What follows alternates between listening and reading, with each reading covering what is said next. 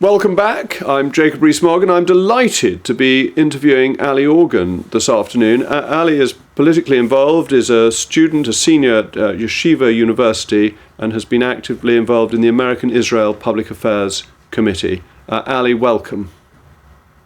Thank you for having me. The first thing I want to ask you about is this extraordinary evidence session in Congress and the testimony of 3 college presidents who didn't seem to think that anti-Semitism was harassment. How do you think people could express such a view, and how safe does that make you feel in your own university studies? So thank you for having me. My experience on campus has been very different. I go to Yeshiva University, which is a Jewish college, and obviously a pro-Israel campus. But the stories I've been hearing from my friends across college campuses in America, including Penn, MIT, and Harvard, have been horrific. I don't understand how calling for the genocide of the Jewish people isn't harassment, how encouraging an intifada, where the last intifada so many innocent civilians were killed, isn't harassment. I don't understand how you can stand before Congress under oath, sworn in, and say that your school's policies don't constitute this form of anti-Semitism as harassment. And when you're talking about Ivy League schools, which are supposedly the most prestigious in the nation, students should understand what the word genocide means and what calling for it implies. Yes, and these are the three of the most distinguished universities in the United States. And it seems absolutely extraordinary that leading figures in those universities don't seem to have such clarity over this issue as I'm sure they would have if it involved any other minority group. Yeah, I completely agree from you. And these are universities that implemented safe spaces when students didn't like the result of the 2016 election or for microaggressions. But professors saying that the attacks on the Jewish people were exhilarating and energizing, like a professor at Columbia did, or there was a professor at Stanford who had the Jewish students in his classroom stand in the corner during class so they can feel the same way that Israelis are supposedly making Palestinians feel. That's harassment, and it's not okay. It's unacceptable. It's coming from students, it's coming from faculty, it's coming from professors. A friend of mine at NYU had a professor who was encouraging students to attend these pro-Hamas rallies and was offering extra credit to students who attended. So, these universities have no problem calling out hate unless it concerns their Jewish students. And what do you think underlies this double standard? Why is it all right to say things about the Jewish community that they would not dream of saying about other communities? It's anti-Semitism, plain and simple. And, it's always been there. It's not something new. It's been lurking beneath the surface. But now, under the guise of anti-Zionism, these things are okay. They're claiming that, holding Israel to a double standard and isn't anti-Semitism, but it absolutely is. Being able to call for the extermination of a state with a Jewish population is a direct target against the Jewish people. So I don't understand how these, presidents of universities are okay with any of this going on their campus. And they nonetheless seem to find it difficult to respond to this type of anti-Semitism. Is that because they're conflating the Jewish state with the Jewish people? And of course it's legitimate to criticize the politics in Israel, but it doesn't seem to me to be legitimate to call for the extermination of the state. Yeah, I agree. It's unbelievable that they haven't been able to call it out. This morning, I believe, the president of Penn, President McGill, released a statement through a video, but she didn't apologize. She tried to clarify, but I don't understand how you're a student at Penn watching your president sit before Congress and say that calling for genocide is context dependent. I don't know how you move on from that. No, it seems to me a completely intolerable thing to have said. And you were saying your own experience is different, that you have a lot of support within your university and feel completely safe there. But I've seen that according to the Anti-Defamation League, 73% of Jewish college students have experienced or seen some anti-Semitism since the start of the school year, and only 46% of Jewish college students feel physically safe on campus after the 7th of October terrorist attack. So you must have friends in that situation, and that must be very worrying for you. It's really scary. And then also, for my own personal experience, while I'm at a Jewish college, I live in New York City. My campus is in New York. And the nature of going to school in New York is that the city really becomes your campus. I live a few blocks away from Grand Central. So the night of a protest that turned into a riot where they tried to break doors in at Grand Central, I was walking to the subway to meet friends. When I'm in a park hanging out with my friends and pro-Hamas protesters dye a fountain red to symbolize Israeli blood spilled, it's absolutely terrifying. So, walking around the streets in the city also doesn't feel safe. It's not just on college campuses, but I think the nature of these urban campuses is that it's really spreading off campus, and it's very scary. And yeah, my friends on campus are really, really scared. In Cooper Union, there were students who barricaded themselves in a library against the mob of protesters.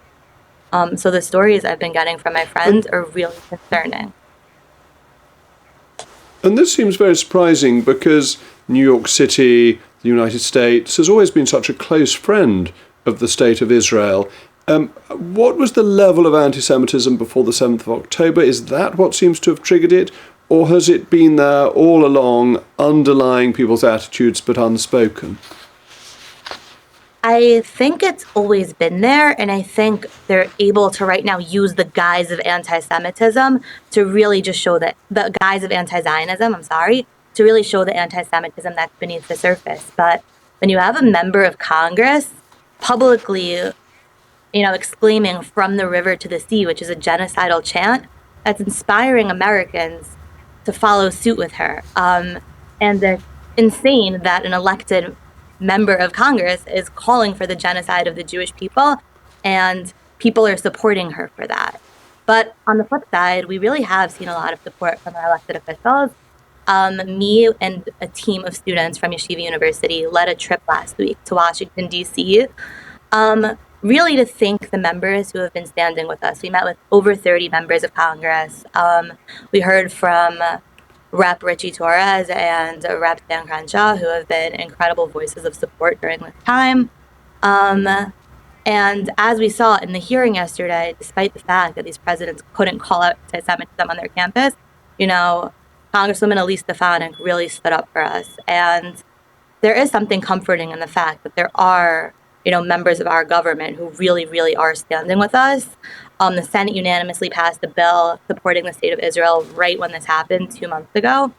But again, we have, members of Congress calling for the elimination of the Jewish people. So you really see both sides.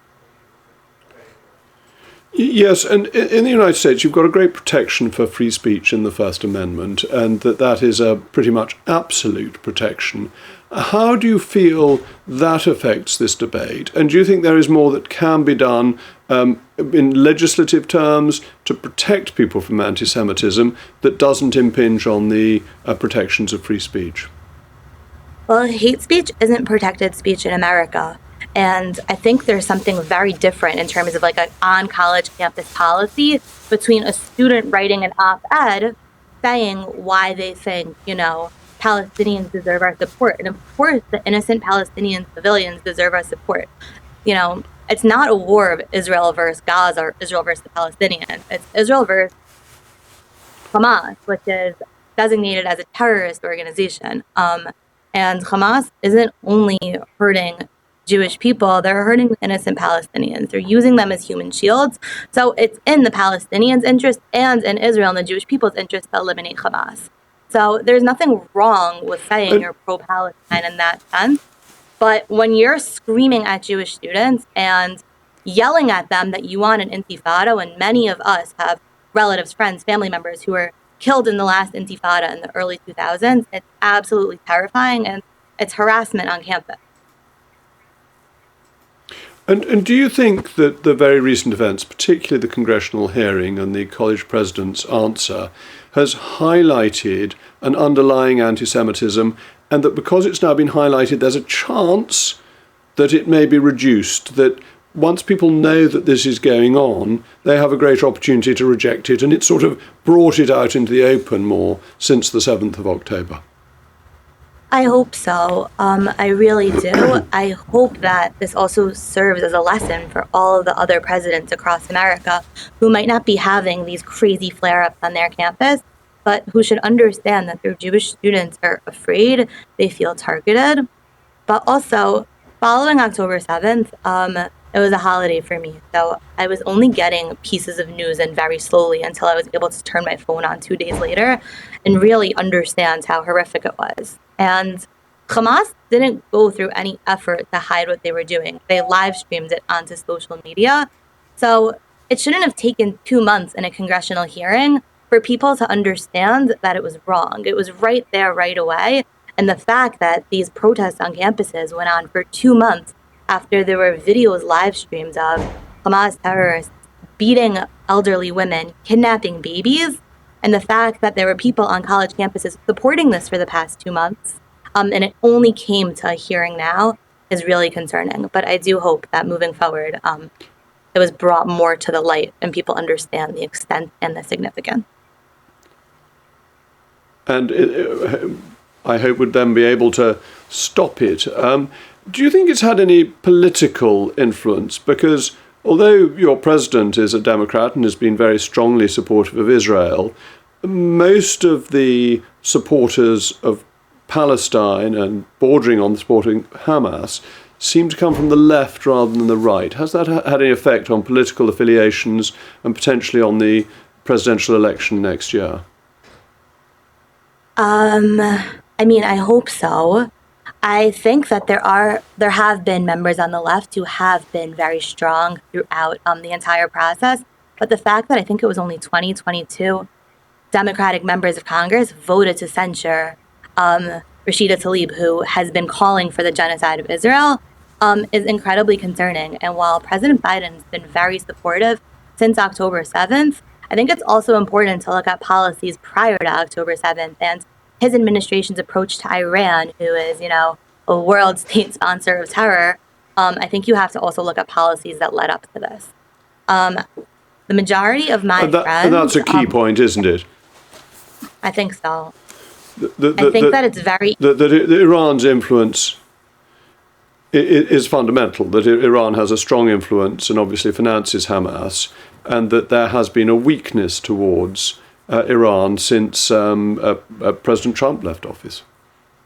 Yeah, and I think it's really problematic. There were talks of re-entering an Iran nuclear deal since the Biden administration began, when the first one was obviously a failure. And, the policies that have been allowing Iran to continue funding terror, that have been putting money in them, the SHIP Act just passed in Congress, so hopefully that'll gain some momentum. It's the Stop Harboring Iranian Petroleum, which would hopefully cut off parts of their oil industry. But in terms of the left, a lot of, people in my circle who have been voting for Democratic candidates are pretty appalled right now by what's been going on in the party. And that's not to say that every single Democrat has been anti-Israel. My personal rep for my district, Josh Gottheimer, who is a Democrat, has been one of the strongest voices for Israel. But as a whole, what we've been seeing on the left is very concerning. Yes, indeed. Well, look, Allie, thank you very much. I just want to ask you very briefly, are you hopeful for the future? I am. I think we're also seeing the next generation of Jewish leaders rising up.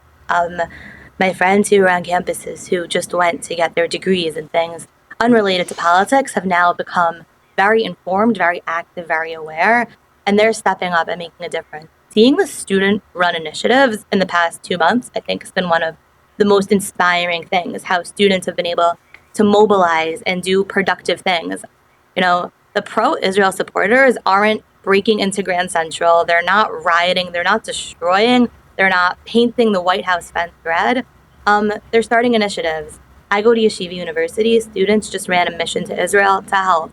A friend of mine started a global day of loving kindness that went viral on social media, encouraging people to do something positive to spread light in this time. My friends, we organized this trip to DC last week to say thank you. So these aren't students who are only going to do this now when things are tough. And I really hope that they kind of continue on, and it does continue in the future.